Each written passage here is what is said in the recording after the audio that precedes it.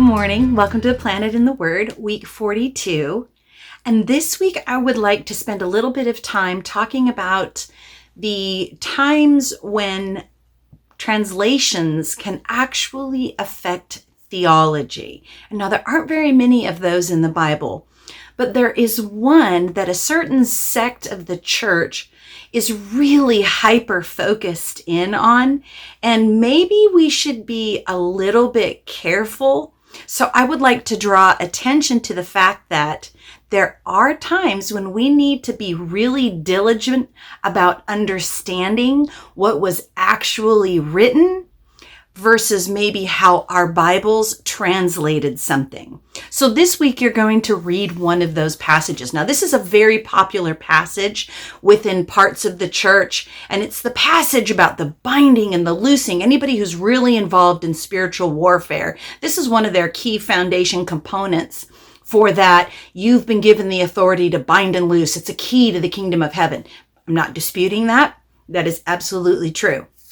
But what I am going to do is draw attention to the authority on that and the heart motivation behind it. So this week you're going to read the passage, and I'm going to read it out loud to you. And we're going to read it in the New Living Translation so that you could see this is a pretty typical translation of this passage. And when I read it, you're going to fully understand exactly where people are getting their interpretation that they have. So it's Matthew 16:19, and it says, "And I give you the keys to the kingdom of heaven. Whatever you forbid on earth will be forbidden in heaven, and whatever you permit on earth will be permitted in heaven." Pretty transparent, straightforward, no problems there. The King James Version is just translated, it's a little bit different, but the same idea, and it says, "Whatever you bind on earth will be bound in heaven, and what you loose on earth will be loosed in heaven."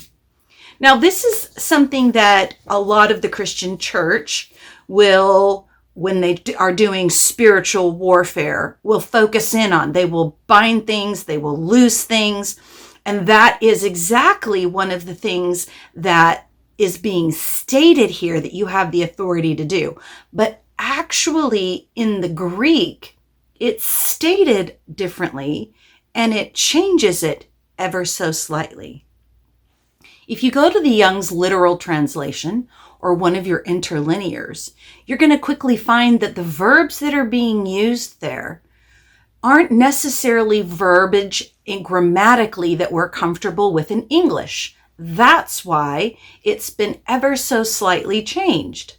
But if we go back to the original verbiage, you will see that it changes the theology just by maybe a tick or two.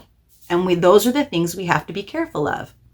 In the Young's literal translation, it says, "Whatever you bind on earth shall be, having been loosed or bound in heaven, or shall be, having been loosed on earth." So we have this uncomfortable verbal parallel in English, but it's very important because it tells you you can do this only because it has been already done.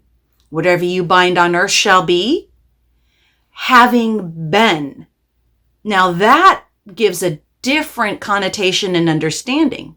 It's not that you're going about and you are doing binding and loosing on your own authority. It's because you are doing something that has already been done. Jesus makes a really great statement in John that I'm going to read to you because it's going to give us better glasses to view these Matthew passages. And this is what he says. John 5:19 and 20 in the NASB. "Therefore Jesus answered and was saying to them, 'Truly, truly, I say to you, the Son,'" that is, he's talking about himself, "the Son can do nothing of himself unless it is something he sees the Father doing. For whatever the Father does, these things the Son does also in like manner. For the Father loves the Son and shows him all things that he himself is doing. The Father will show him greater works than these, so that you will marvel. Jesus is saying here, look, I can't do anything that I haven't seen the Father doing. I do what he has already done. Sounds like our Matthew passage. I can only do what the Father is already doing. And I think sometimes we go off half-cocked, acting in our own authority, trying to dictate our own will of what we want, how the outcome of these things that we want done. And under the guises of spiritual warfare, we're dictating an outcome that we want. Well, I'm just going to bind this and I'm just going to loose that. Where in reality, Jesus says, look, I can't even do anything that the Father himself hasn't already done. So maybe we ought to take a pause and ask the Father what it is he wants bound. What is it he has bound? What is it he has loosed? And maybe we need to be really careful with our own agenda, because if that isn't where the Father is taking us, then we're in direct opposition to the things that he is doing, no matter whether we bind or loose and have the authority to do it. If we're not doing it, following what the Father has already done, we're out of alignment.